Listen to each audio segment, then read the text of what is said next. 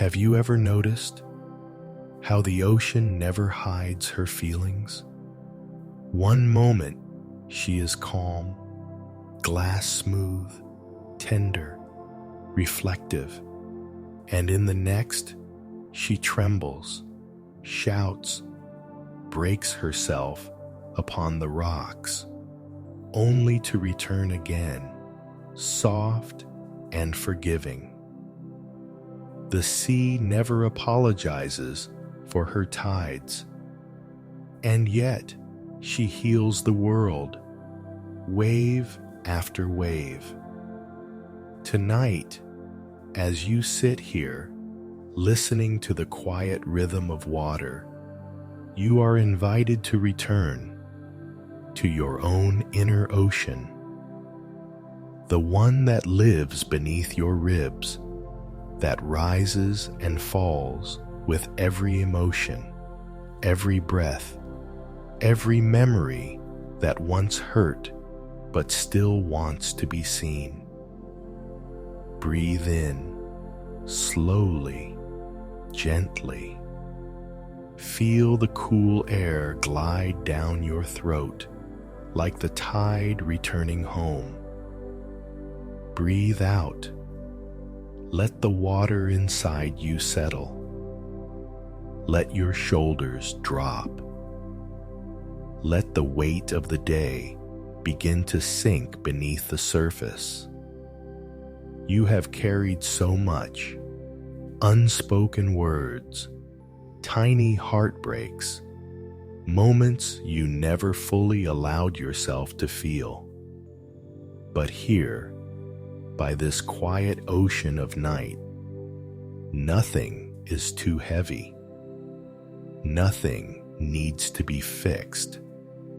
Each wave is a messenger, bringing you pieces of yourself you once left behind. Each breath is a soft hand telling you, "Come home. You are safe to feel again." Somewhere within you, there is stillness. It has always been there. A deep tide that never dries, a peace that waits patiently beneath every storm. When you stop fighting the waves, you begin to hear their wisdom.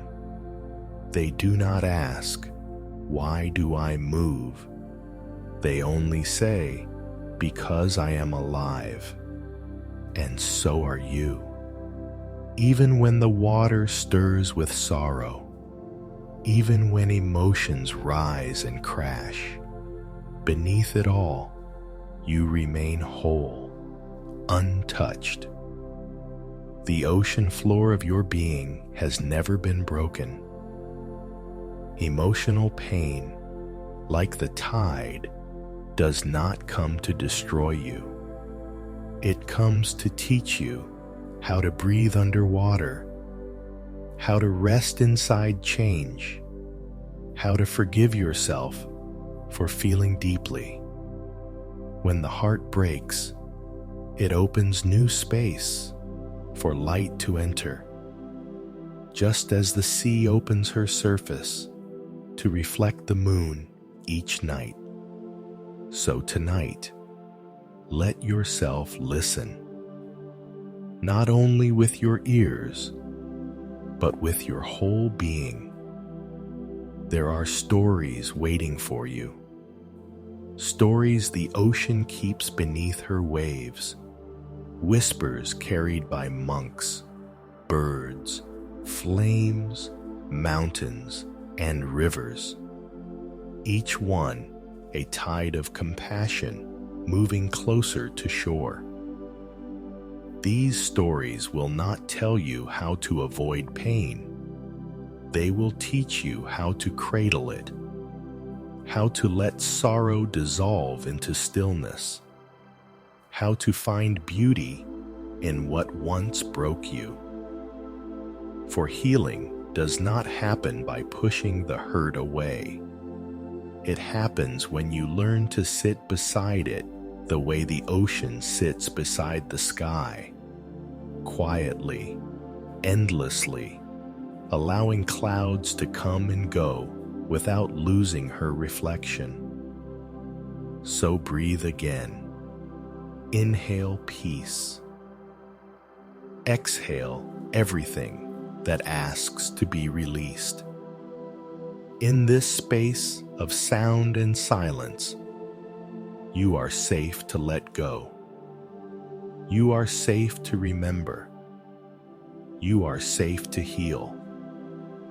Now, let the world outside grow softer. Let your heartbeat follow the pulse of the tide.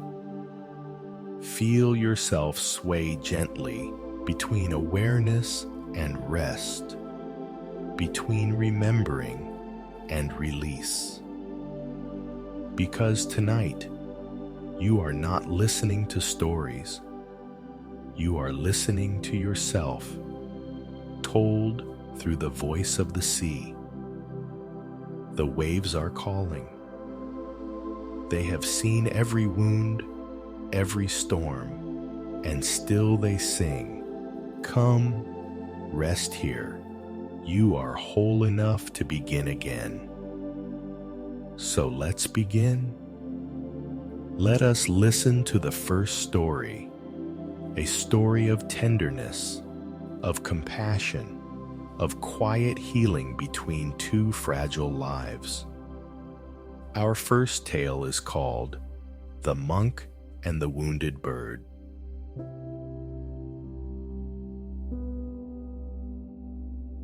At the edge of a pine forest, where the ocean could be heard but not seen, a small monastery rested between stone and sky. The nights smelled of salt and cedar. Lanterns glowed like patient fireflies along the wooden corridors. And in the quiet hours after evening chants, a young monk named Suri would sit beneath the oldest pine and listen to the tide folding over itself in the dark. Suri had a gentle voice and the kind of eyes that softened when anyone spoke. People said she listened the way the ocean receives rivers, completely, without asking where they had been. Even so, there was a place inside her that ached, a tender seam she never named. Some days it pulsed like a bruise. Some nights it was simply a hush that made her breath shallow. One autumn afternoon, as the sun began to lower like a warm coin into the trees, Suri heard a small sound, half sigh, half flutter, near the stone steps. She followed it to a patch of fallen needles and found a bird, a pale thrush, lying on its side, wing bent like a crumpled prayer. She knelt. "Hello, little one."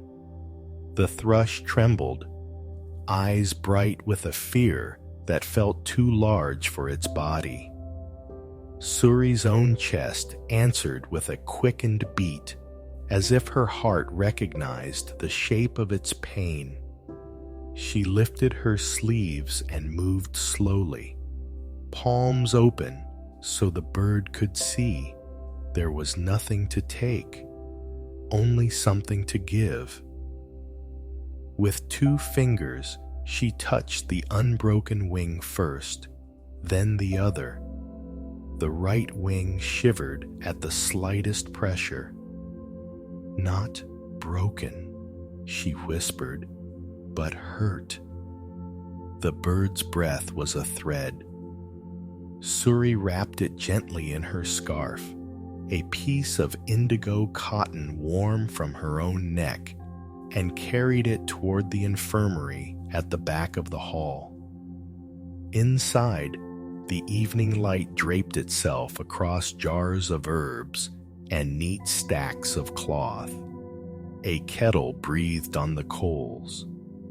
The elder healer, May, looked up and smiled with the lines of a woman who had chosen kindness so many times that it had chosen her back. "A friend?" May asked. "A student," Suri replied. May examined the bird with careful fingers, as though reading a letter written in bone. "A sprain," she said at last, "and shock. The wing must rest. The heart must be reminded that the world can still be gentle." Suri listened as May taught her the small rituals of tenderness. How to soak a strip of cloth in warm water. How to press the wing with circles as light as sea foam. How to whisper not to the body, but to the fear inside it. "Speak slowly," May said, "so the fear can understand." That night, the thrush lay in a low basket near Suri's mat. She lined it with the dried grass and the indigo scarf. When the wind slipped under the door, she added a folded robe to keep the little chest warm. The bird watched her with one shining eye that seemed both grateful and unsure. Suri recognized that look. Hadn't she worn it herself on nights when the past felt too near? She turned down the lantern until the room was more moon than flame. "Rest," she whispered, but her voice was also speaking to the ache inside her ribs. "Rest." They learned each other's breaths. The thrush's was quick and thin. Suri's was slow at first, then slower, as if her lungs were learning the patience of waves. She remembered May's words and began to speak softly, not story, not instruction, but the kind of sound a mother makes when she has nothing left to fix and everything left to love. "You are safe here," Suri murmured. "The night will hold us both."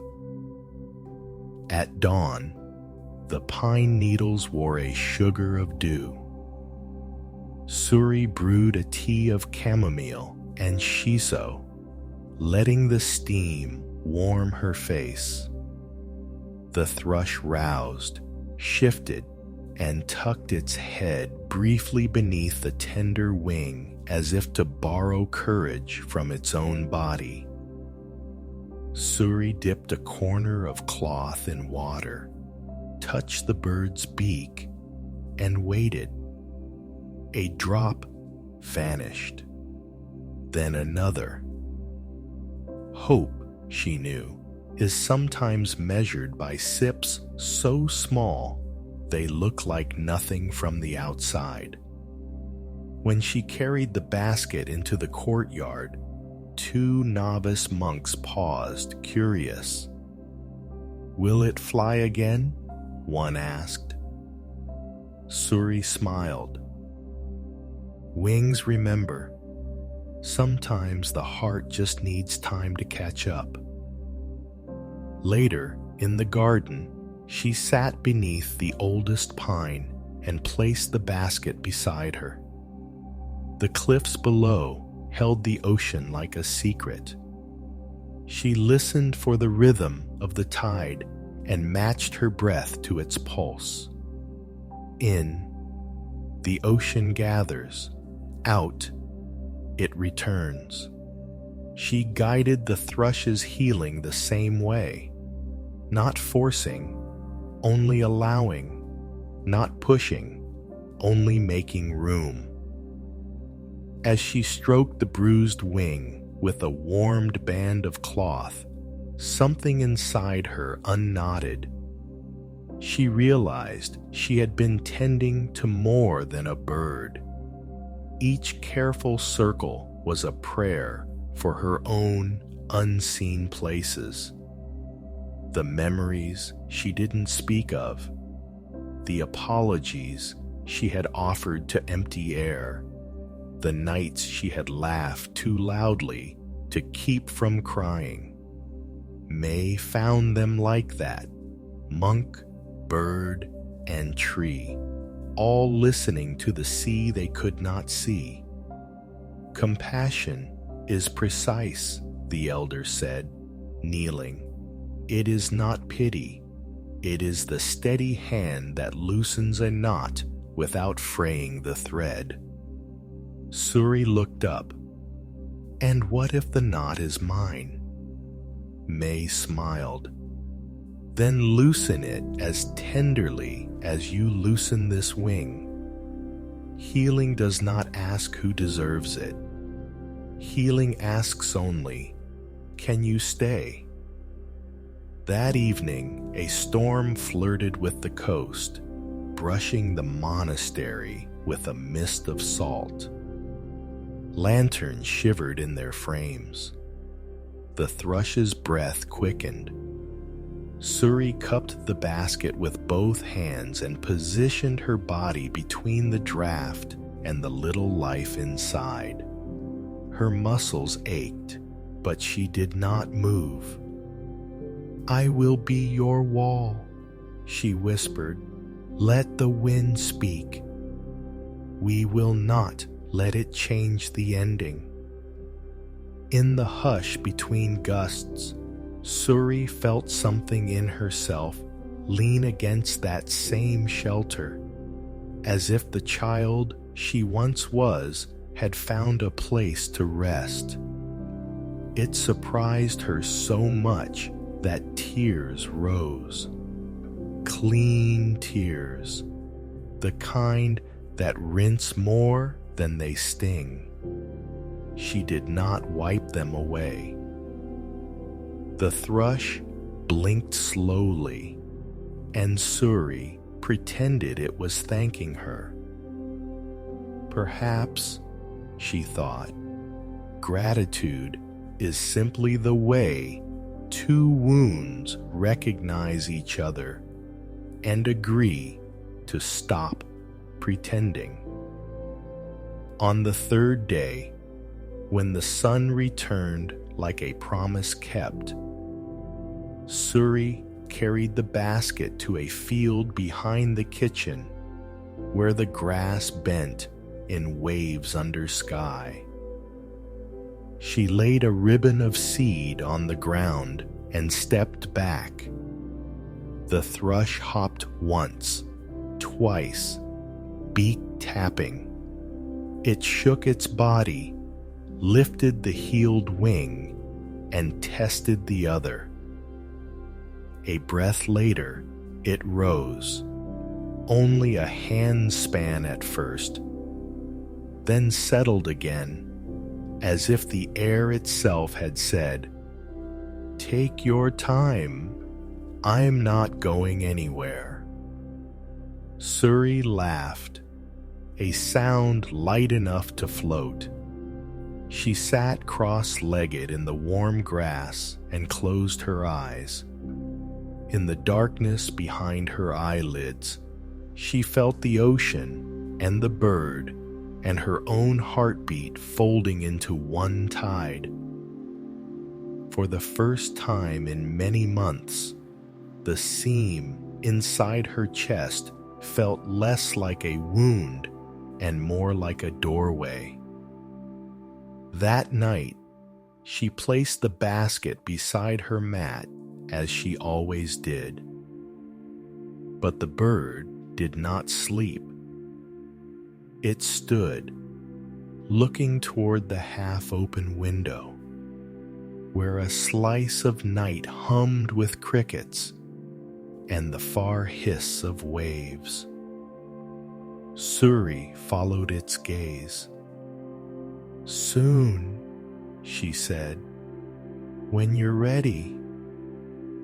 The thrush turned its head to her voice, the smallest bow, and tucked its beak beneath the soft of its wing. Suri lay down too, and they breathed together, a duet written by salt and pine and patience. Before sleep came, Suri spoke into the dim room. "Little one, I see you, and in seeing you, I have found a way to see myself without wincing." The words surprised her, but they did not frighten her. Some truths are only strong enough to be spoken when a smaller creature is listening. Outside, the tide changed. Inside, something else did too. Lie back, dear one. Place a hand over your heart, a hand over your belly. Inhale to a slow count of 4, hold for 2. Exhale for 6. Imagine a tiny thrush resting in the bowl of your palms, your most tender feeling tonight. You do not fix it, you keep it warm. Whisper just loud enough for your own ears.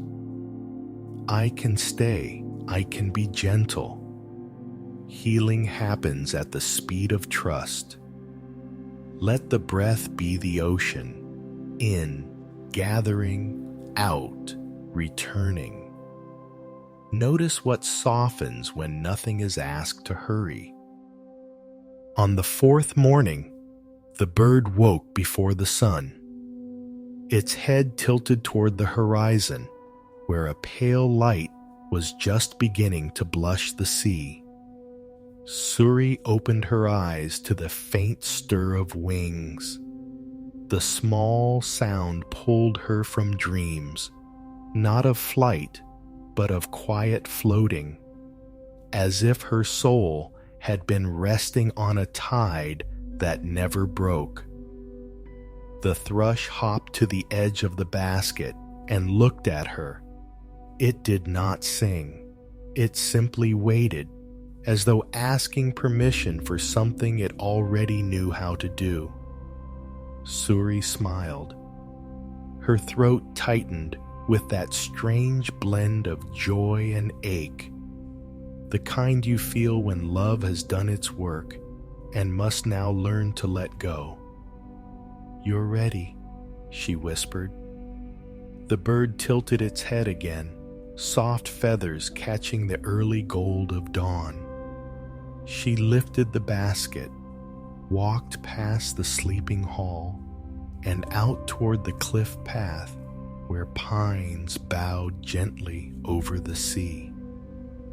The air was cool, smelling of salt and promise. Waves moved like long breaths below. Suri felt her heart rise and fall with their rhythm. At the cliff's edge, she stopped. She opened her palms and let the scarf fall away. The thrush hesitated, hopping once to the tip of her fingers. "Go," she said softly. But it didn't move. It stayed, as if listening for one last heartbeat before the silence. Then the wind came, a tender gust from the east, and lifted the bird into its arms. The thrush rose, wobbled, found balance, and then, with a flicker of certainty, flew into the widening sky. Suri watched until it became a dot, and then the dot became nothing. Something inside her broke open, not a wound this time, but a door.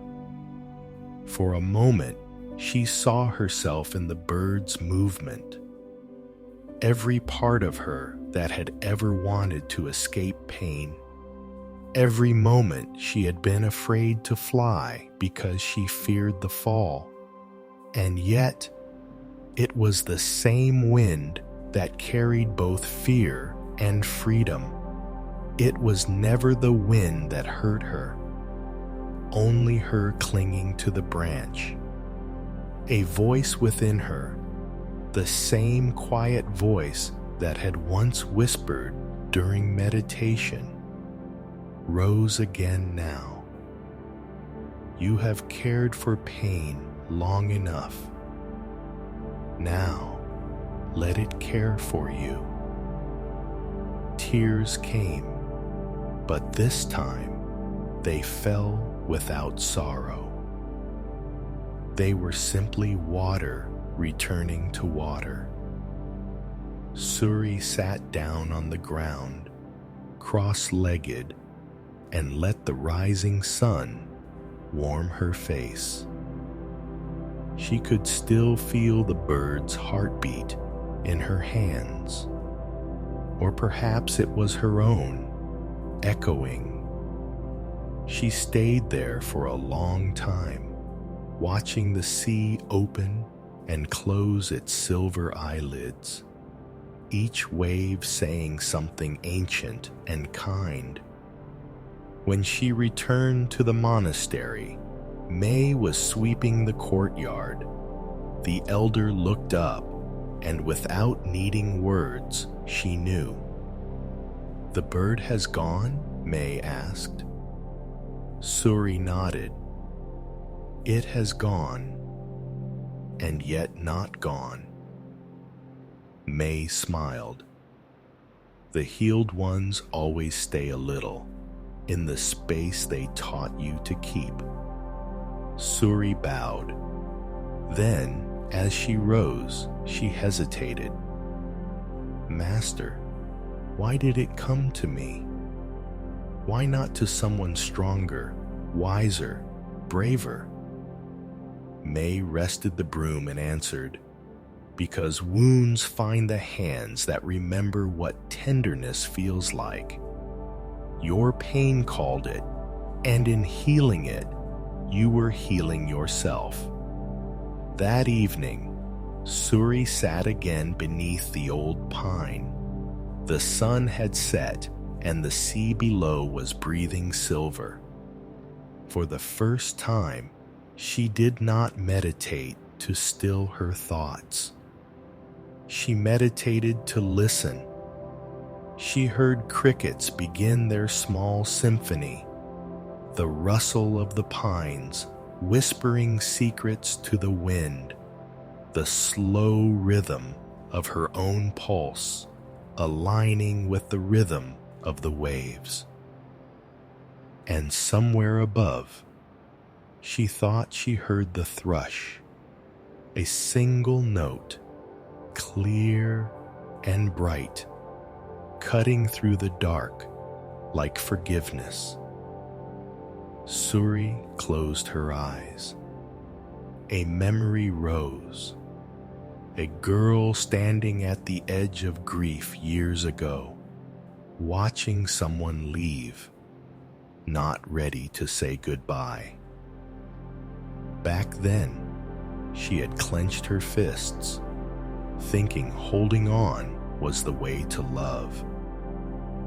Now, she opened her hands, palms up to the night air, and whispered, "Letting go is also love." The wind answered by brushing her hair across her face, the way a friend might tuck a strand behind her ear. She laughed softly. It felt like being understood. The next morning, Suri placed the indigo scarf on the stone altar near the meditation hall. Its threads were frayed from use, but faint feathers still clung to its weave. She poured water over it, an offering, a cleansing, a thank you. And as the water soaked through, she saw how the dye ran gently, turning the bowl a soft shade of blue, as if the sky itself had come to rest in her hands.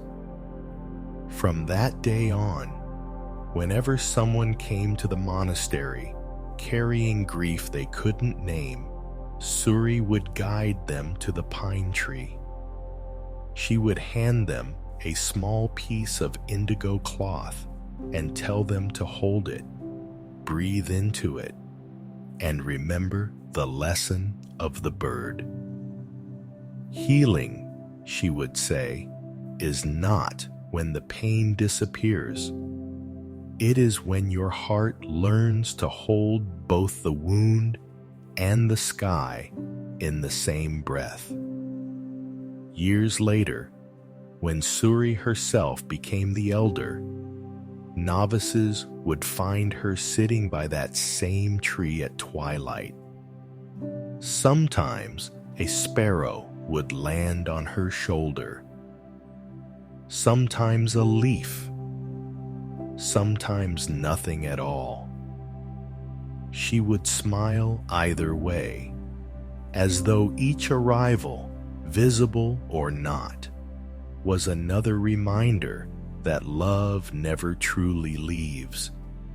It just changes wings.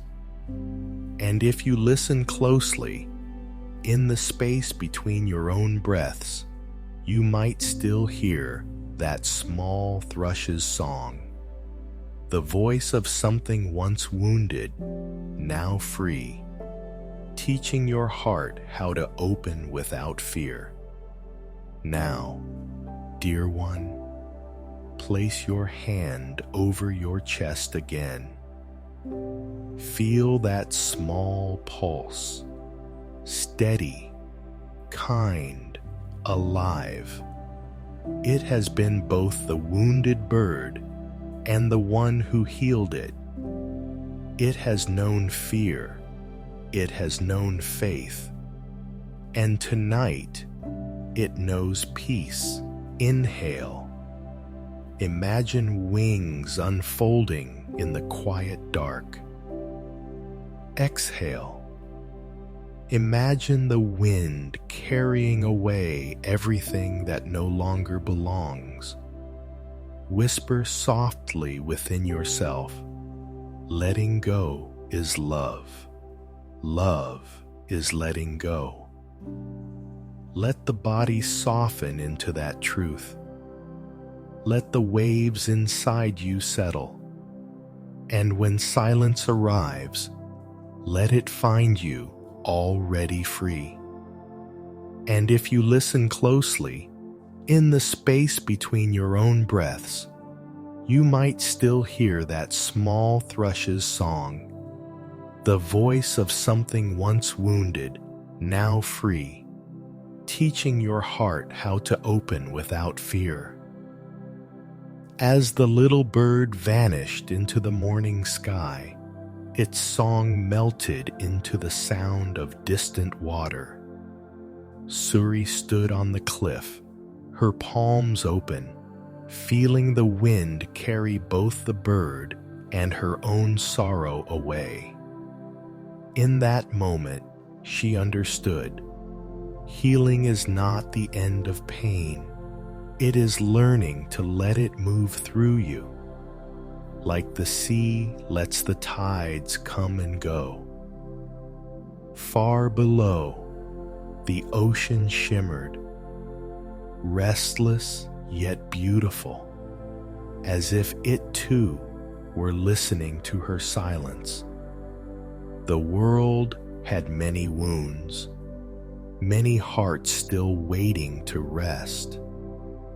And tonight, the sea itself would learn what it truly means to be calm.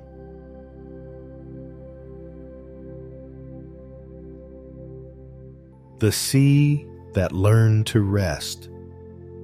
There was once a sea that could not rest. She shimmered by day. She trembled by night.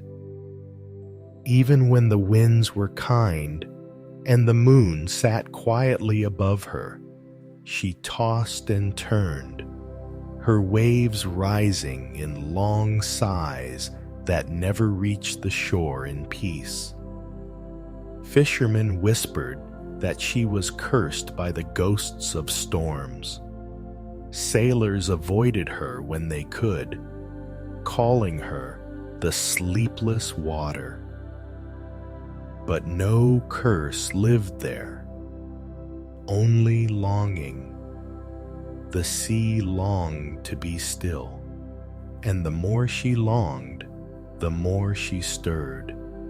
Each dawn, the sun would send its warm fingers down her surface, stroking the peaks of waves into gold. "Rest, my friend," said the sun.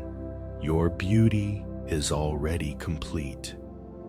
But the sea could not believe him. She thought, "How can I rest while I keep moving?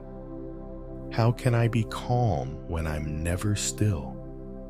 She spent her nights trying to smooth herself, pressing her waves flat against the sand, only to feel them rise again the moment she breathed. She grew tired of her own rhythm. Even her foam began to feel like tears. One evening, the sea noticed a monk walking along her edge. He carried no lantern, no bowl, no book, only presence. Each step he took left a print that the next wave erased. He did not hurry. He seemed to belong to both the world and the wind. When he reached a small rock that jutted into the water, he sat down, folded his legs, and faced the horizon. The sea, curious, whispered, "Monk, why do you sit when everything moves?" The monk smiled. "Why do you move when everything sits?" The sea's waves curled, puzzled. "I am water," she said. "It is my nature to move, but lately I feel tired of it. I wish I could rest, just once." The monk nodded. "I too once wished to rest by stopping movement. I tried to still my thoughts, to freeze the tide of my mind. But peace is not the end of motion. It is the rhythm of understanding." The sea listened, but her waves kept shifting restlessly. "You speak like the wind," she said.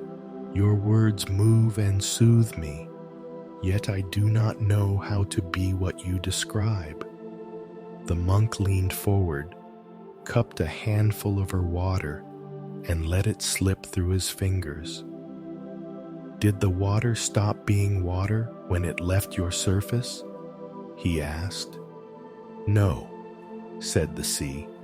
"Did it lose itself when it fell to the sand?" "No." The monk smiled.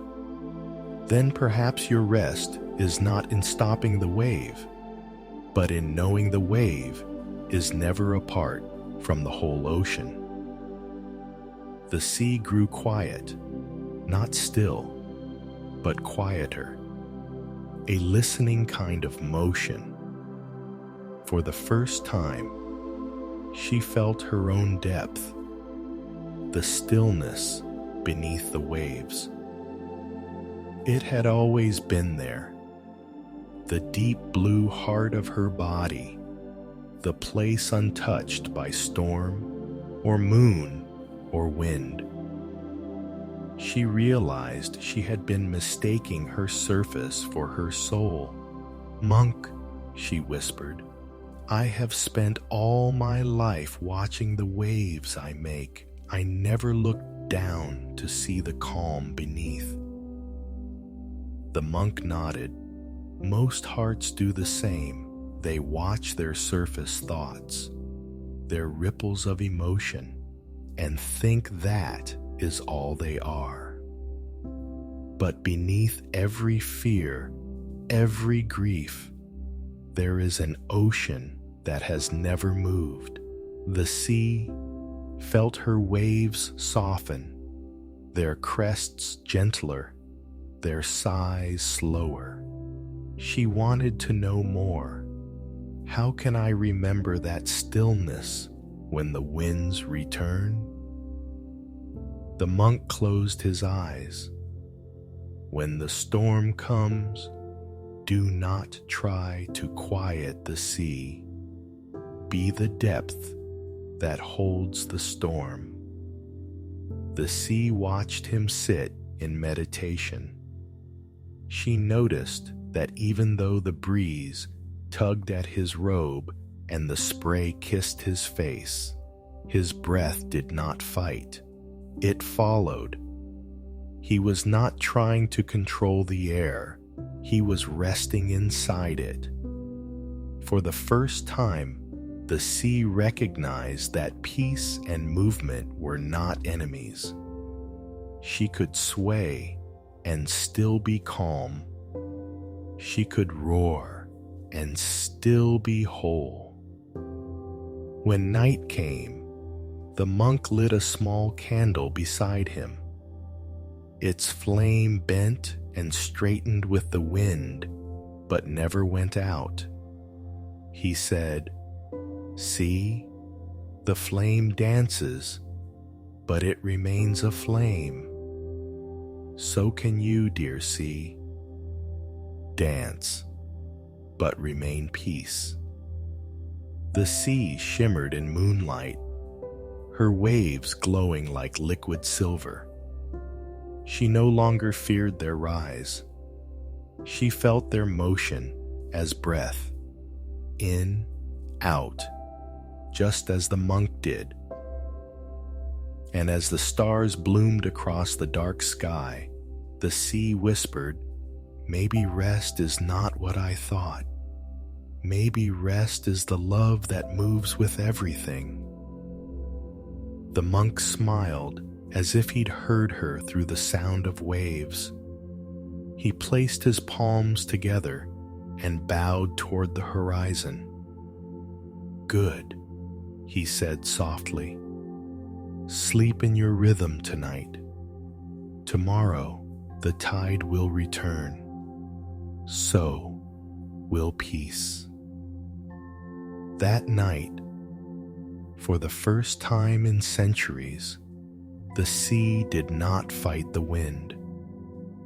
She let it move through her like breath. She did not call it disturbance. She called it conversation. And in that gentle surrender, the sleepless sea finally rested. Now, dear one, close your eyes.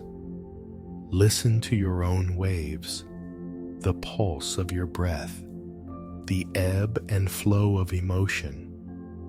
You do not have to stop them. You only have to feel their rhythm.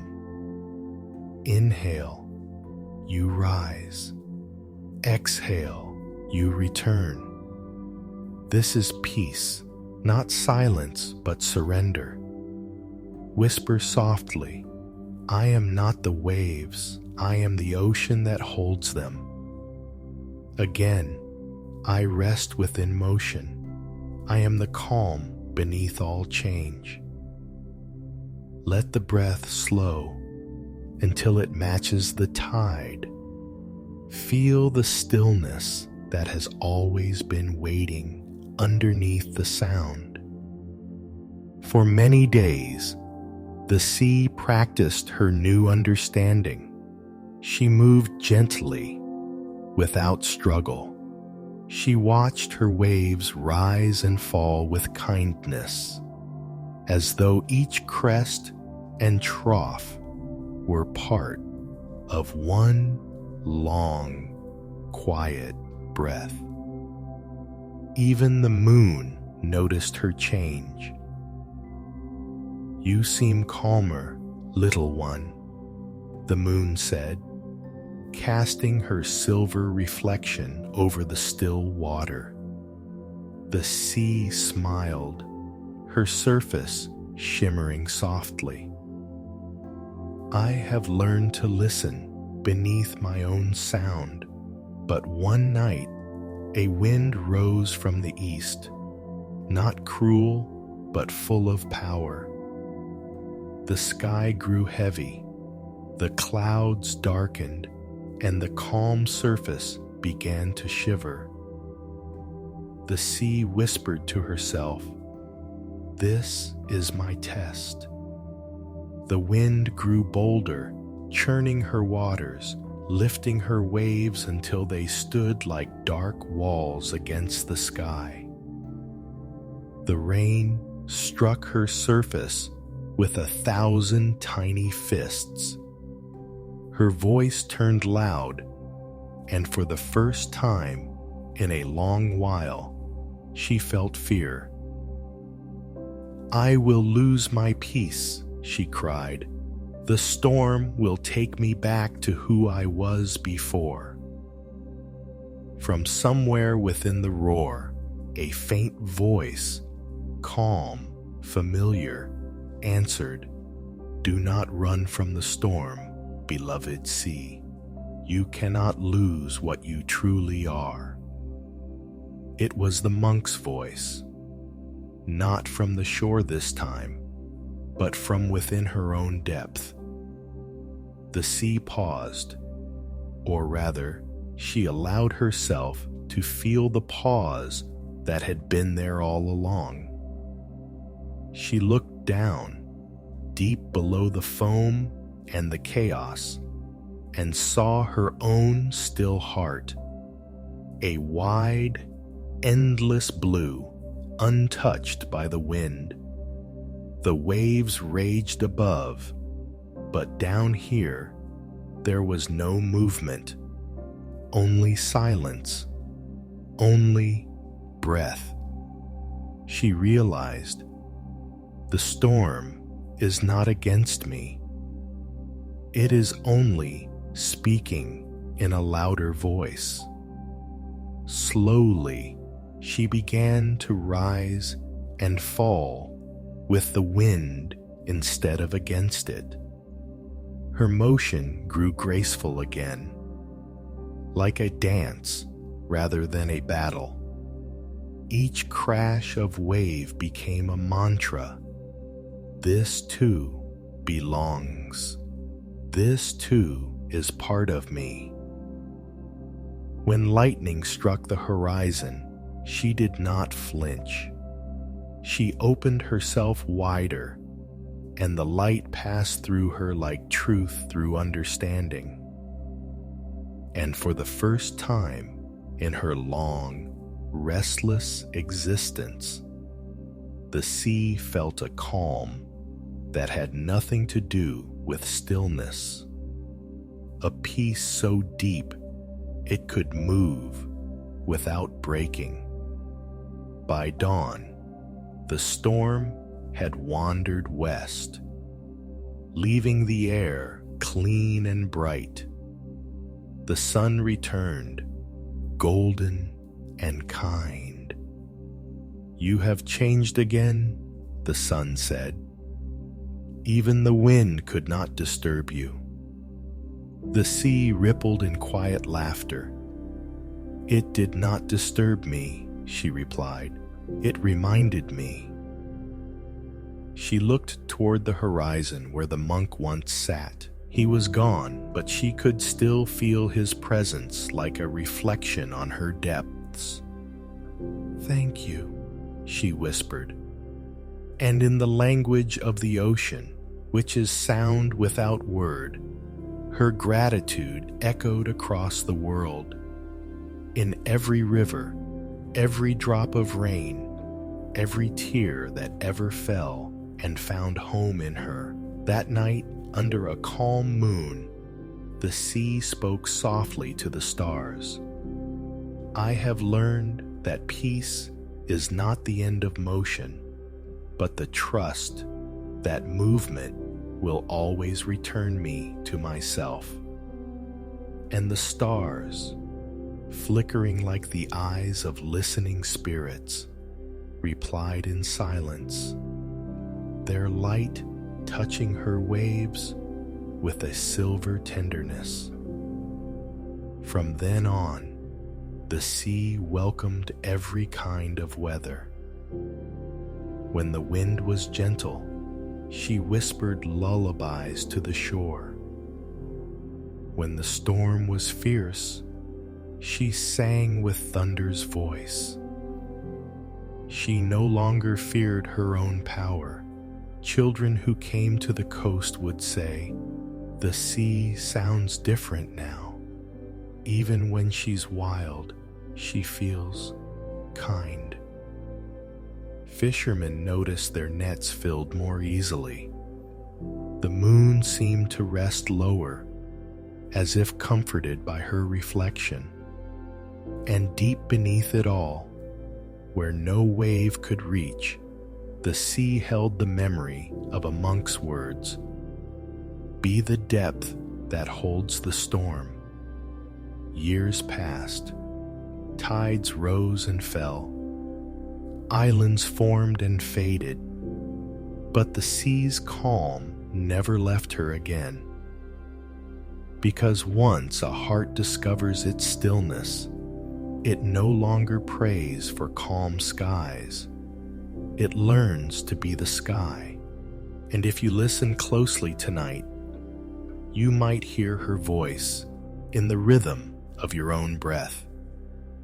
A whisper between the inhale and the exhale, saying, "You too are the ocean. You too can rest, even as you move." Now, dear listener, let your breath follow the tide again. Inhale. Feel yourself rise. Exhale. Feel yourself return.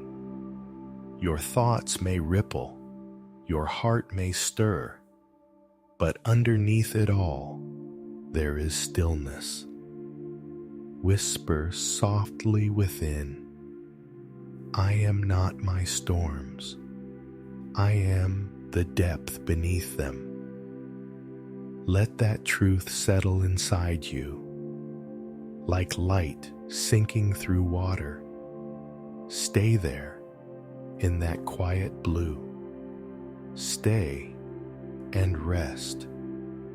As the sea rested beneath the moon, her waves quiet and slow, the first drops of rain began to fall inland, tiny mirrors carrying her peace to the world beyond the shore. They touched rivers, rooftops, and finally, a small monastery perched on a hillside where rows of empty clay bowls waited to be filled. And among them, one cracked bowl stood alone, a vessel once beautiful, now marked by the hands of time.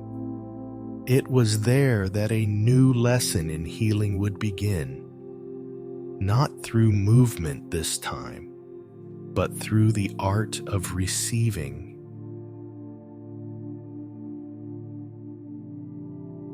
The clay bowl and the rain. In a quiet village far from the sea, an old monk named Anu lived among the mountains.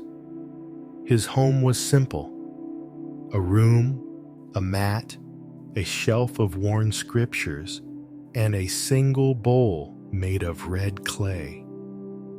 For years, he used that bowl to collect alms, to pour tea, to serve rice to travelers who came seeking warmth.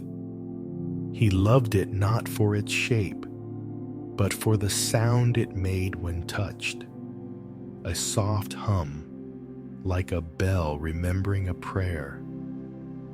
One morning, while washing the bowl beside the well, his fingers slipped.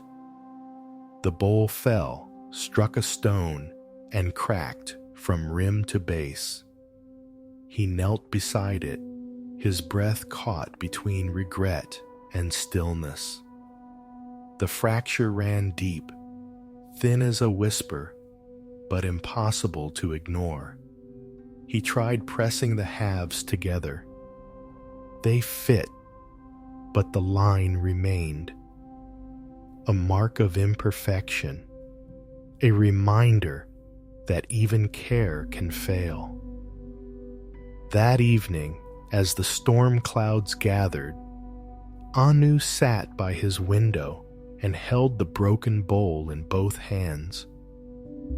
Lightning danced behind the mist, and the scent of rain filled the air, a scent both new and ancient, the smell of beginnings disguised as endings.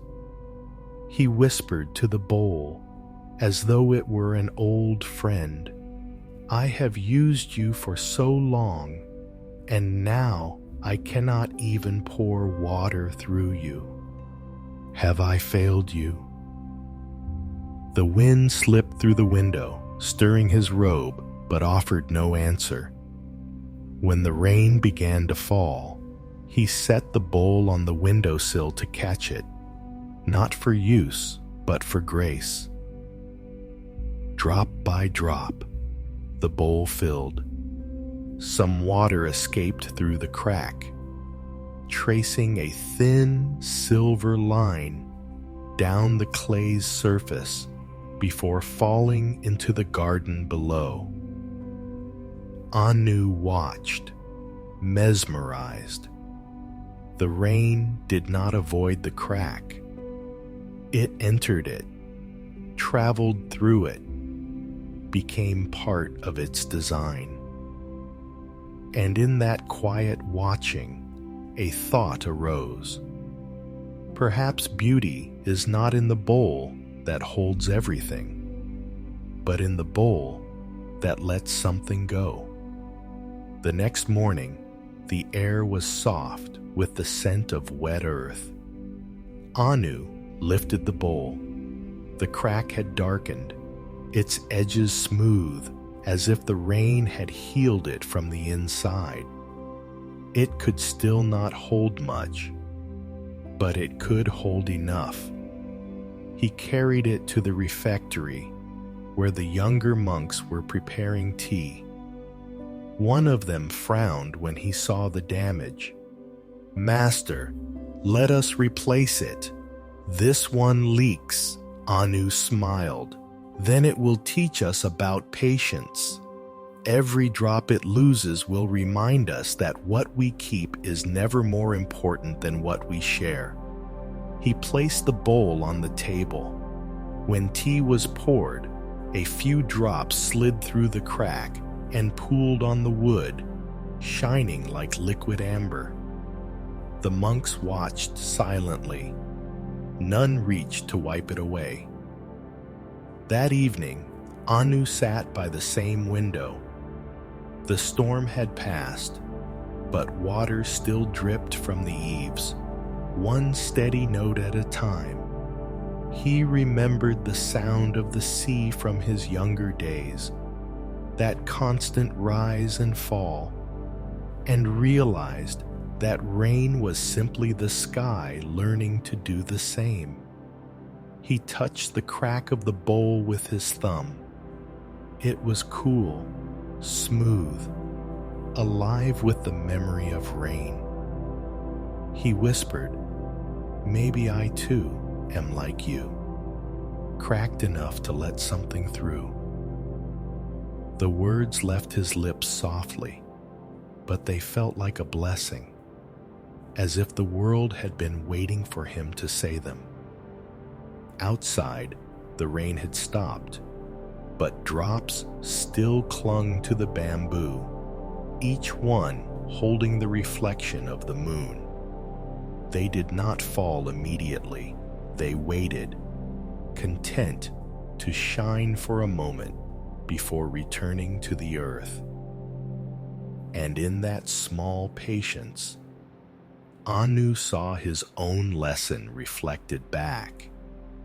He realized that healing was not about mending the crack so that nothing could escape. It was about letting the light and water enter through it, about understanding that every wound, when accepted, becomes a doorway for something pure to pass through. That night, he placed the bowl beside his mat, where the moonlight could fill it once more.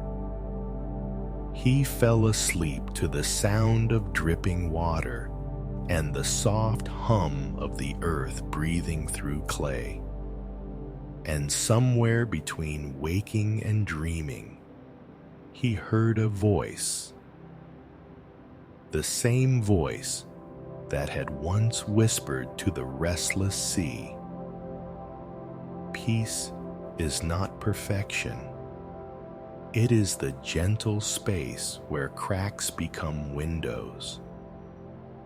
Now, dear one, close your eyes. Imagine a bowl within your chest, made of soft clay, warm, imperfect, alive. Breathe in and see light gather within it.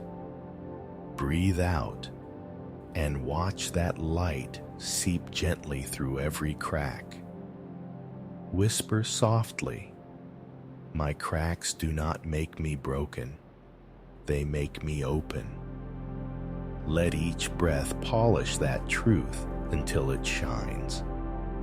You are not meant to be flawless. You are meant to be whole, precisely because of the places you have let life pass through." Days passed, and the air grew warm again. The mountain paths glowed with moss, and mist clung to the morning like a shawl around the shoulders of the world. Anu carried his bowl each day, as always, to collect rice, to pour tea, to water the flowers that refused to grow in straight lines. He had stopped seeing the crack as a flaw. It had become a small companion, a quiet reminder of humility. But one morning, while the monks were gathering for meditation, a young novice named Kavi hurried into the hall, carrying something in both hands. His face was pale with worry. "Master Anu," he cried, "I was cleaning the shelf and your bowl. It fell." He opened his palms. There it was, the same red clay bowl, now in 3 uneven pieces, its once soft hum replaced by silence. Kavi's eyes shimmered with guilt. "I'm so sorry," he whispered. "I'll fix it with sap and powder. I'll make it whole again." Anu rose slowly, his robe brushing the floor like a sigh. He took the broken pieces gently, one by one, and placed them on the low wooden table. For a long moment, he said nothing. The rain outside filled the silence with its steady rhythm. Finally, he spoke. "Kavi, tell me, why do you wish to fix it?" "Because it's broken," the novice answered quickly. "Because I made a mistake." Anu smiled softly. "Then tell me this. If you mend it perfectly, and it looks as it did before, will you feel at peace?" Kavi hesitated. I don't know. Because you cannot undo the falling," Anu said, "and peace does not come from pretending you never dropped it. Peace comes when you stop punishing your hands for being human." He touched one of the shards. The edges were sharp but beautiful, like the horizon where light meets the earth. "Do not hide it," he said. "Let it teach you." He gathered the pieces into his lap. The rain had slowed to a soft drizzle. He took a small brush, dipped it in melted resin mixed with gold dust, and began joining the fragments. Not to erase the break, but to honor it. Kavi watched, confused. "Why gold, master? Isn't it wasteful?" Anu smiled. "In Japan, they call this kintsugi, the art of golden repair. But this is not about art. This is about truth." As he painted the golden resin along the cracks, Anu continued, "When something breaks, we rush to hide the evidence. But if the crack was where the light entered, should we not let it shine?" He held the bowl up to the window. The rain outside had stopped. Sunlight filtered through the mist, and the golden lines caught the light, glowing like veins of dawn running through the clay. Kavi stared. "It's more beautiful than before," he whispered. Anu nodded. "Because now it tells the truth. Before, it only knew usefulness. Now, it knows story." That evening, they filled the bowl with rainwater and set it on the altar. The water glimmered where it touched the gold, as if heaven and earth had found a place to meet. Anu looked at his student. "When you broke this bowl, you feared that it was the end of something precious. But what if it was an invitation?" "An invitation to what?" Kavi asked softly. "To love what is fragile, not in spite of its cracks, but because of them." Kavi lowered his head. The weight of his guilt melted into tears. Tears that fell silently onto the floorboards. Anu placed a hand on his shoulder. "Your tears," he said, "are rain for your soul. Let them fall. They do not make you weak. They make you ready." That night, the monks gathered for evening tea. The golden bowl was placed in the center of the table. Each monk poured a little tea into it before drinking from their own cups, a gesture of gratitude to imperfection. When the last monk poured, a drop spilled over the rim and traced a golden line down the side. It glowed in the lamplight, a moving prayer that said without words, "We are whole, even when we leak." Anu looked around the table. No one spoke, but in the hush, something holy was present. Not a miracle, not magic, just the quiet understanding that nothing broken is beyond beauty. The bowl, the rain, the monk, the novice, each one reflecting the same truth from a different angle of light. When the night deepened, Anu placed the golden bowl beside his mat. Through the window, the moonlight poured across it, filling the cracks until they shone like constellations. He whispered, "Even the sky wears its scars as stars." Outside, the rain stopped completely. The earth exhaled steam, and the scent of renewal rose with the dawn. Kavi, unable to sleep, stood at the doorway and watched his teacher resting beside the bowl. He saw peace there, not the peace of perfection, but the peace of acceptance. He bowed deeply and whispered, "Thank you for letting things break." And somewhere beyond the mountains, a soft wind carried his words to the same ocean that had once learned to rest. Now, dear one, imagine the cracks within your heart, not as wounds, but as rivers of gold. Breathe in and let light travel through them.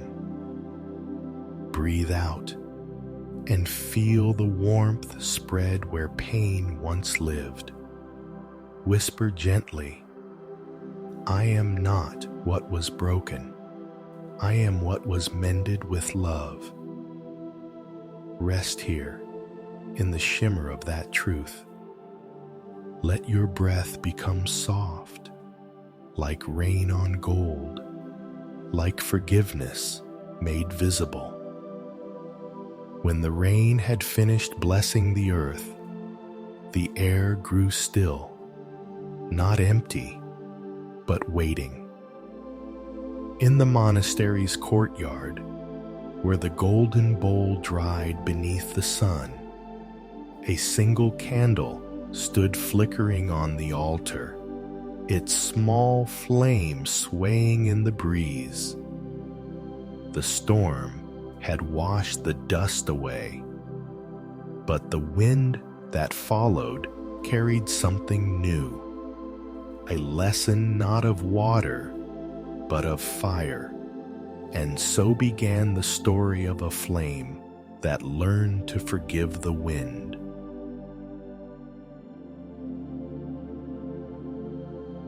The flame that forgave the wind. In a mountain temple overlooking the valley, there lived a young acolyte named Taro.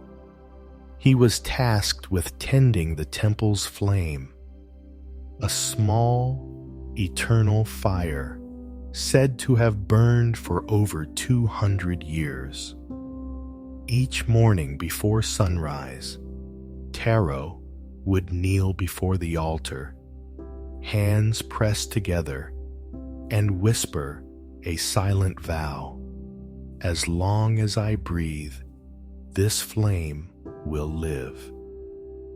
It was not pride that bound him to it, but devotion, a sense that within that flame danced the breath of every prayer ever spoken in the temple. One winter night, a fierce wind rose from the east.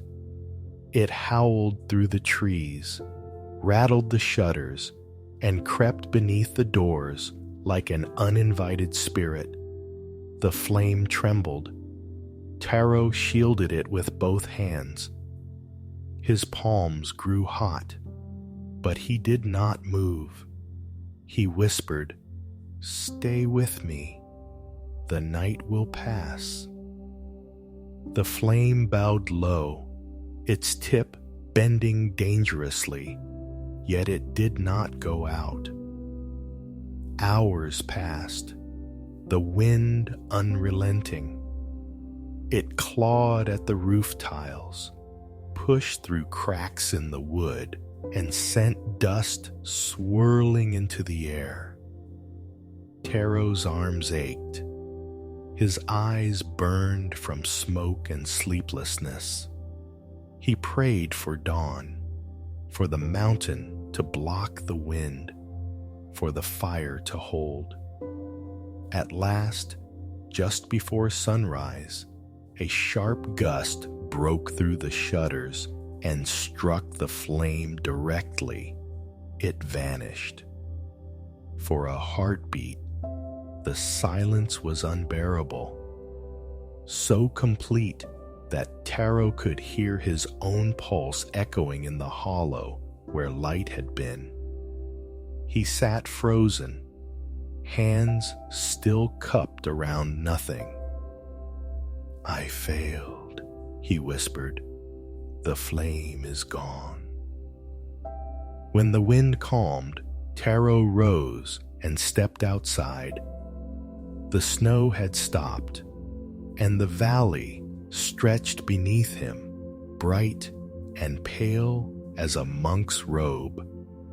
He felt the cold seep into his skin and into his heart. He went to his teacher, an old monk named Riku, who sat by the window watching the sunlight creep down the mountain. "Master," Taro said, bowing deeply, "I could not protect the sacred fire. The wind took it." Riku looked at him for a long time before replying. Then he smiled, not unkindly, but like someone remembering an old story. "Did the wind mean harm?" he asked. Taro blinked. "I don't understand." "The wind does not choose where it blows," Riku said. "It simply moves. Why do you blame it for being what it is?" "But the flame," Taro began. "The flame is life. It was my duty to protect it." Riku nodded slowly. "And yet, is life not greater than one flame? Is it not the same light that burns in every sunrise, every star, every breath?" He pointed toward the window. Outside, the valley glittered with morning light. "Look," Riku said, "the fire has only changed its form." Taro followed his gaze. The snow, once cold and merciless, sparkled now with the warmth of the sun. Millions of tiny fires, each one reflecting the light he thought he had lost. In that moment, something loosened in Taro's chest. He had spent the whole night fighting the wind, as if peace depended on his strength. Now he saw. Peace was the moment he stopped resisting. He bowed low. "Master, the flame is not gone. It has simply found more places to shine." Riku smiled. "And perhaps," he said, "it waited for the wind to teach you that lesson." That evening, Taro returned to the altar. He placed new wood, new oil, and struck a spark. The flame rose, small, steady, alive. He bowed, not to the fire, but to the wind that had taught him compassion. He whispered, "I no longer fear you. Without you, I would never have learned what cannot be extinguished." The wind slipped through the open door, brushed his cheek like a sigh, and went on its way. From that night on, Taro stopped guarding the flame with fear. He tended it with love, not to control it, but to accompany it. And sometimes, when the wind passed through again, he left the door slightly open so that they could greet each other as friends. Now, dear one, breathe in deeply. Feel the air move through you. The same wind, that once tested the flame. Exhale slowly. Notice that you are still here. You, too, have not gone out. Whisper softly within yourself, "The wind does not break me. It teaches me how to bow." Again, I do not fight what comes. I move with it, and I remain light. Let the breath become the fire and the wind together, two parts of the same dance. Let them meet, forgive, and rest. The weeks that followed were quiet. The temple rested in winter's pale embrace. Each night, when the bells marked the hour, Taro tended the sacred flame with gentle patience. He no longer guarded it like a fragile treasure. He sat beside it as one sits beside a friend. Sometimes the wind would wander in, a curious visitor brushing past his robes, rustling the prayer flags hung above the altar. Taro would smile. He had learned not to flinch. He had learned that peace was not the absence of the wind, but the trust that it would pass without stealing his light. Then one evening, a great storm rolled down from the mountains, the kind that bends trees and blurs the horizon. The monks secured the doors, but the temple groaned beneath the gusts, its wooden beams creaking like tired bones. Taro sat before the altar as the fire wavered. Flames bent sideways, thin and frightened, and sparks danced like restless thoughts. He closed his eyes. "This time," he whispered, "I will not fight you." The wind roared, pushing through the cracks, snatching the air from his lungs. The flame shrank, flickered, and almost vanished.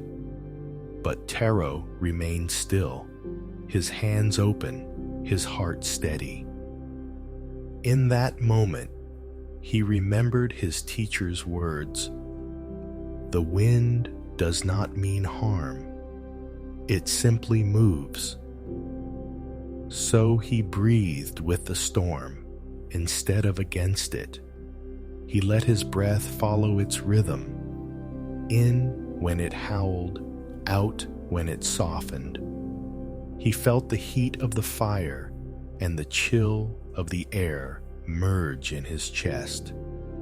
Two opposites meeting, neither destroying the other. He spoke to the wind, softly but clearly. "Thank you for returning. You test me, but you also keep me awake."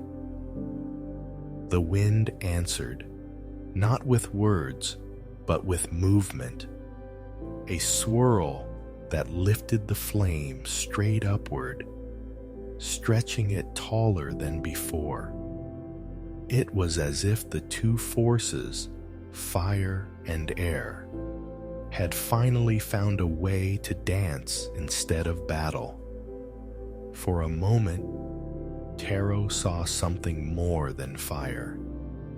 He saw light taking shape in motion, a living reminder that even what opposes you can become part of your grace.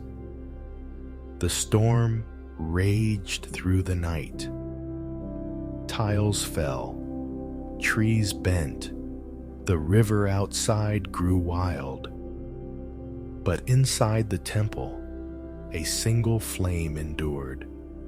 bowing and rising, its heart golden and calm. By dawn, the storm moved on. Snow lay thick on the rooftops, and the world was quiet again. Taro sat before the fire, eyes half closed, hands resting on his knees. He whispered, "You did not take me, and I did not lose you. We learned each other." When the other monks entered, they found him smiling beside the flame. "Did it survive?" one asked. Taro nodded. "Yes, and so did I." They bowed, and in their silence, something sacred was understood. That strength is not resistance, but rhythm. Not defiance, but harmony. That night, Master Riku joined him by the altar. Together, they watched the flame dance gently, casting gold on the old walls. Riku said, "When I was your age, I too believed I must protect the fire. But the fire does not need our protection, Taro. It needs our presence." Taro nodded slowly. "I think I understand now. It is not about saving the flame, but about letting it burn in kindness." Riku smiled. "Yes. And when kindness burns, even the wind becomes part of its glow." They sat without speaking for a long time. The wind drifted through again, soft, almost shy now, curling around the flame, making it shimmer like a living jewel. Taro watched, and a quiet joy rose in him. He realized that forgiveness was not a gesture of surrender. It was a way of keeping one's own light intact. He whispered to the flame, "You forgive by shining." And the flame, in its language of light and movement, answered by dancing higher. Later that night, as the monks slept, Taro wrote a short verse on a scrap of parchment and left it beside the altar. It read, "The wind bends me, the flame steadies me. Between them, I learn how to bow without going out." Years later, when Taro became the temple's abbot, he would tell this story to the younger monks. And every time the mountain winds blew, he would open the temple doors wide, letting them enter.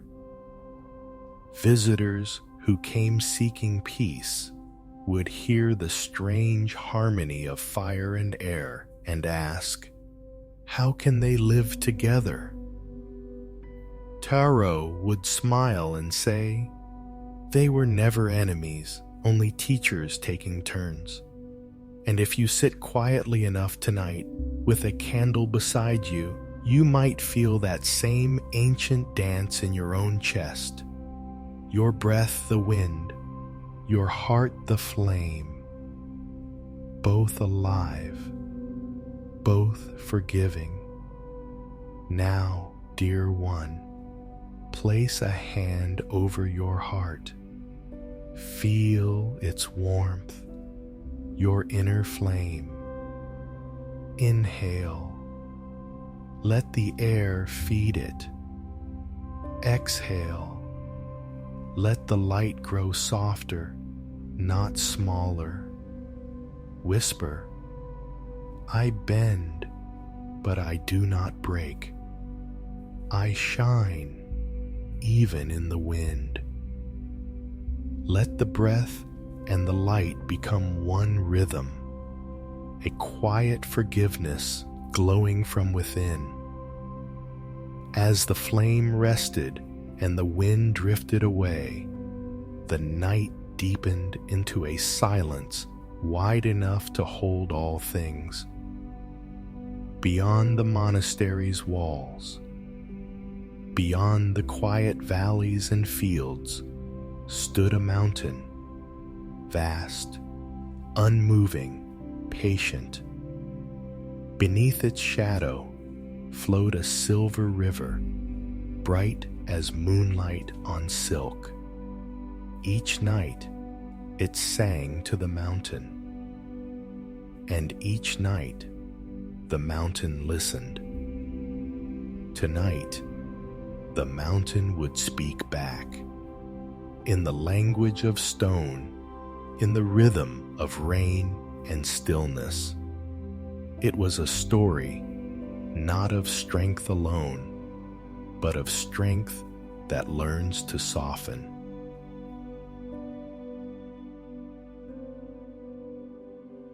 The mountain that wept for the river. There once was a mountain who had stood for centuries, a silent guardian of the earth and sky. The people of the valley called him Old Heart, for they believed his stillness could calm any storm within them. At his feet lived a river, young, bright, full of laughter. Every dawn, the river would greet him with ripples of light. "Good morning, mountain," she would sing. "I am off to wander, to see the fields, to kiss the roots, to carry life where it is needed. Will you come with me today?" The mountain smiled in his quiet way. "I cannot move," he said softly. "My task is to stay." The river twirled, amused. "Always still, always strong," she teased. "You must get lonely up there." The mountain chuckled, his laughter like a low rumble deep beneath the soil. "I am never lonely," he said. "The wind keeps me company, and you return each night with your songs." And so the days passed, the river roaming, the mountain listening. But one year the rains did not come. The sun burned hot and constant. The river thinned until her voice cracked on dry stones.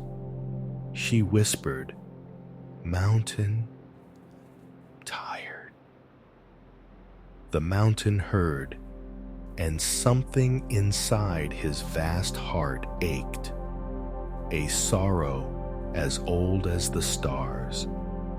He wished he could move, that he could kneel and offer her shade, that he could lift her in his arms as a father would a child, but he could only stand and watch her fade. That night, the mountain prayed for the first time. He prayed not to the sky, but to the silence within himself. "If I could weep," he thought, "perhaps my tears could reach her." And then, as if the universe heard, a soft cracking began deep within his frozen peaks. Snow melted into streams. Tiny drops of water trickled down his stony sides, shining like threads of moonlight. They gathered, joined, and ran toward the valley, toward the thirsty river below. The river stirred, feeling coolness touch her dry bed. She lifted her weary face. "Mountain," she whispered, "you're crying." The mountain said nothing, but the moon saw the shimmer on his cliffs. tears that glowed like liquid stars. They were not tears of weakness, but of compassion too heavy to remain unspoken. As the water reached her, the river revived, her voice returning as a song. She laughed again, a sound that filled the valley with silver joy. "Thank you," she said. "You gave me back my breath." The mountain felt the warmth of her gratitude rising through the air like mist, and for the first time, he understood that strength was not silence. It was tenderness that endured. Seasons turned. The river grew wide again. Villagers rejoiced. Fields greened, and life returned. Yet, the mountain remained changed. He knew now that beneath his granite stillness flowed something soft, something alive, a pulse he had mistaken for stone. Sometimes at night, when the river would sing her songs, the mountain would whisper back, "I am proud of you, little one. You remind me that even stillness must learn to flow." The river would answer with a sparkle of light on her waves, and together they would rest in the gentle rhythm of connection, one moving, one unmoving, both breathing the same truth.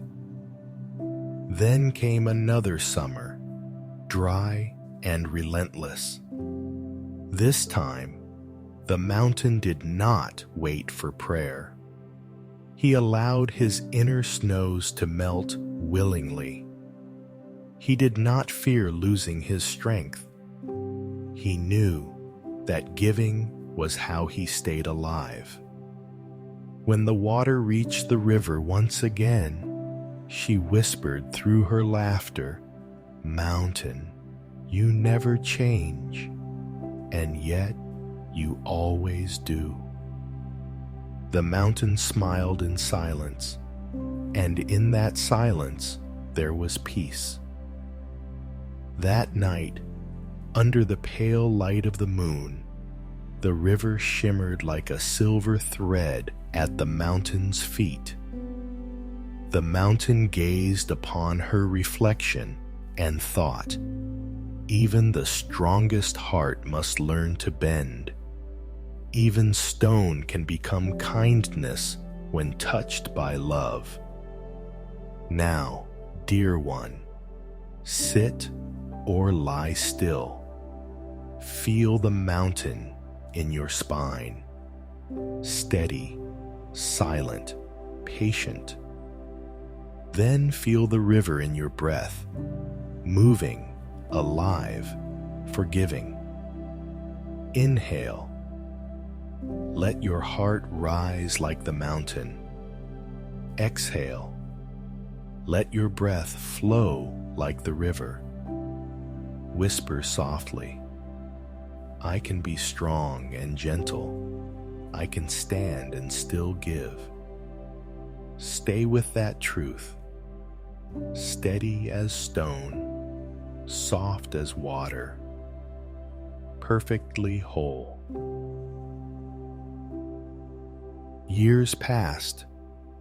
The bond between the mountain and the river became legend. People spoke of the sacred pair, the steadfast heart of stone and the living pulse of water below. But even legends face the truth of time. The summers grew longer. The rains forgot their way home. And though the mountain melted what little snow he could, the river began to thin once more.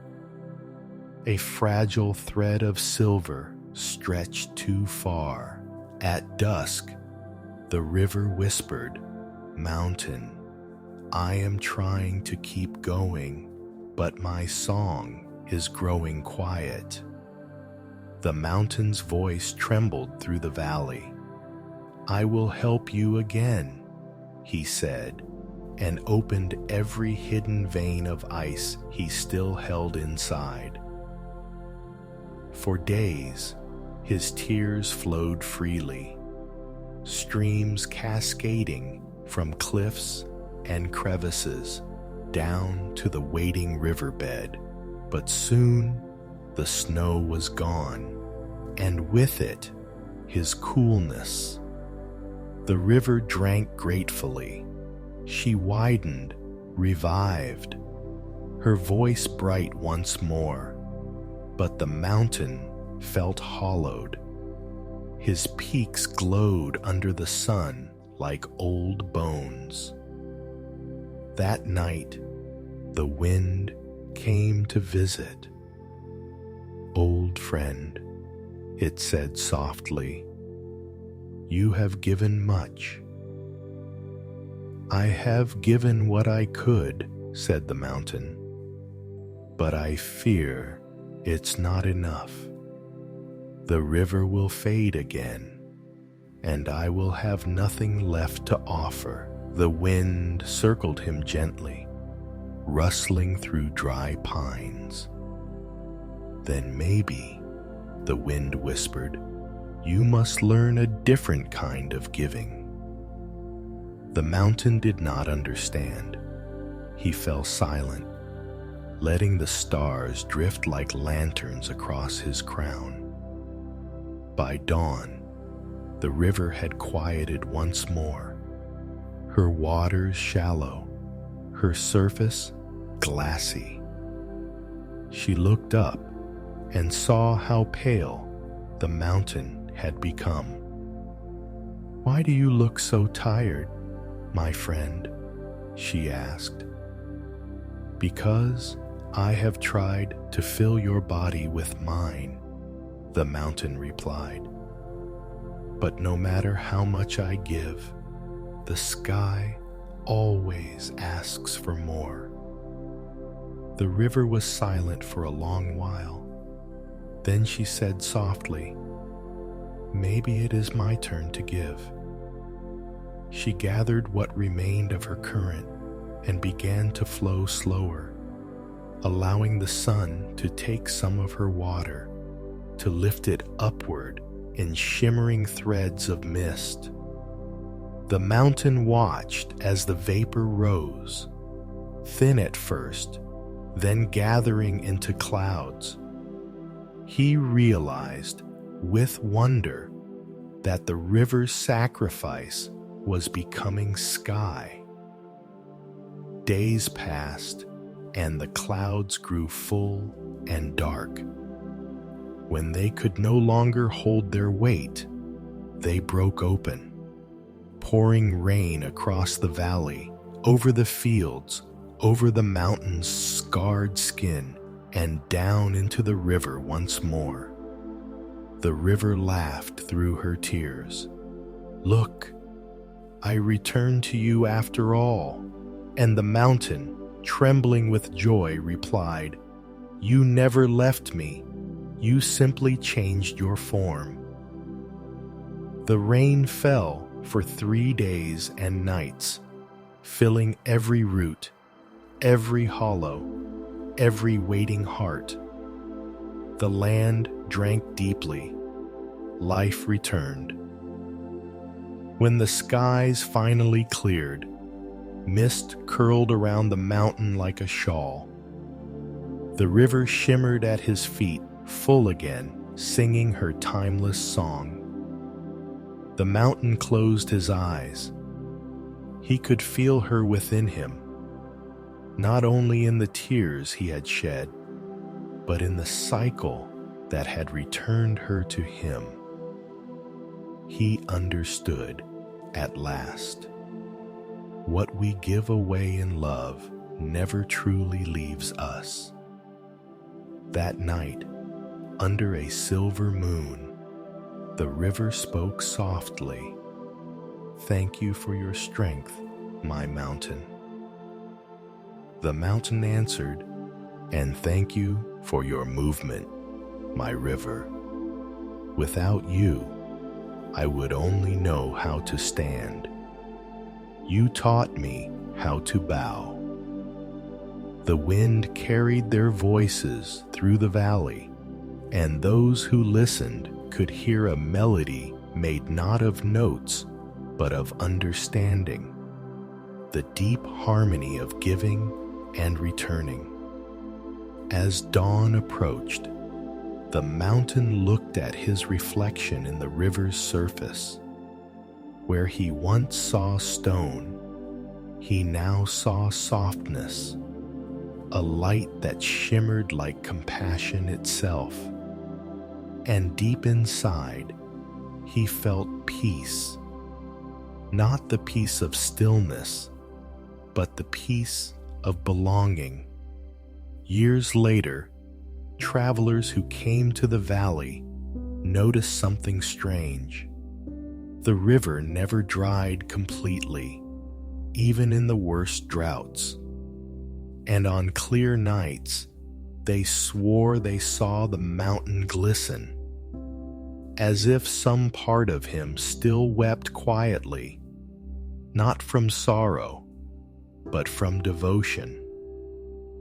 They called that place the Valley of Giving Hearts, and it was said that whoever meditated there could feel both stillness and movement flowing as one breath through their body, the mountain and the river within their own chest. Now, dear one, breathe deeply. Inhale. Feel the mountain rise in your spine. Exhale. Feel the river flow through your heart. You do not lose what you give. You become what you give. Whisper gently, "What I release returns as rain. What I give becomes the world." Feel your breath as the river, your stillness as the mountain, both moving within you, endlessly giving, endlessly whole.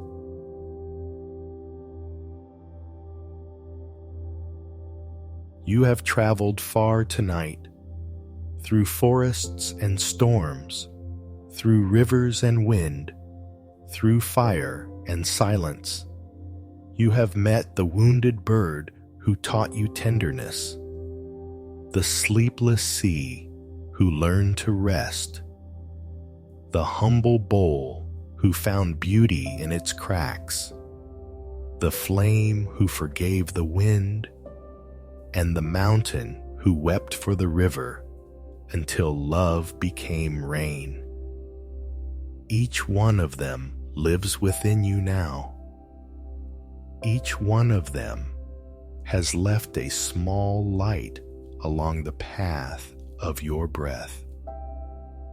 Take a deep, slow breath. Inhale.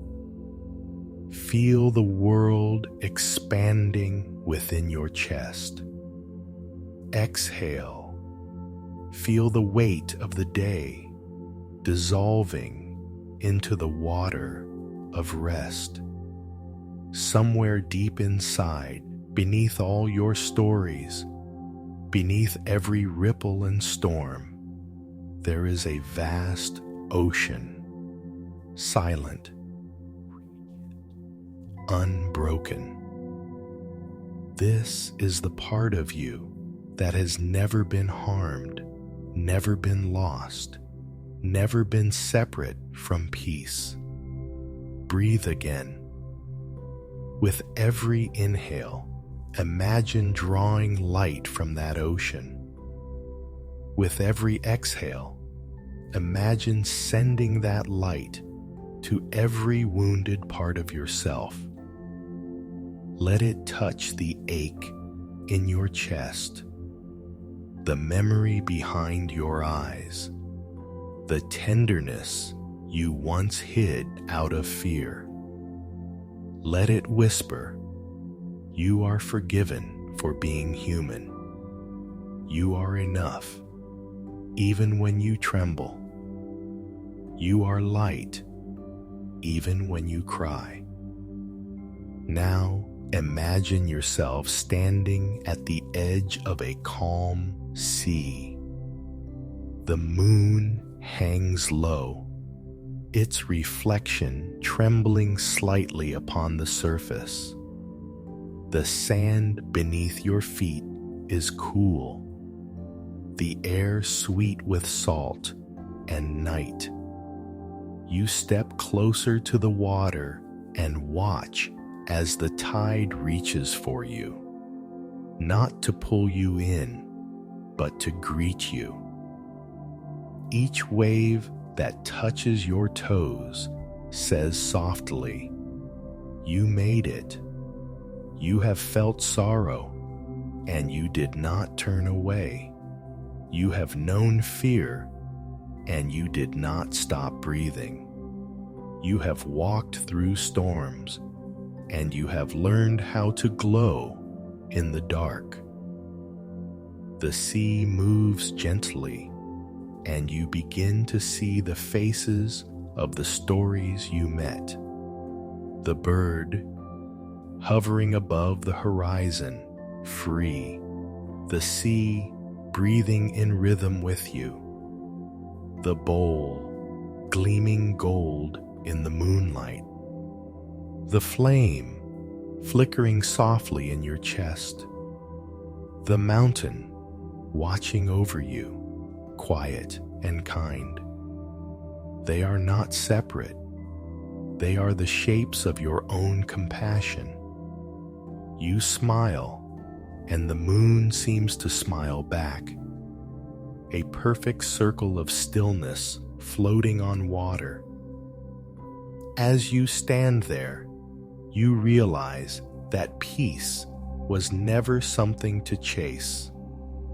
It was something to remember.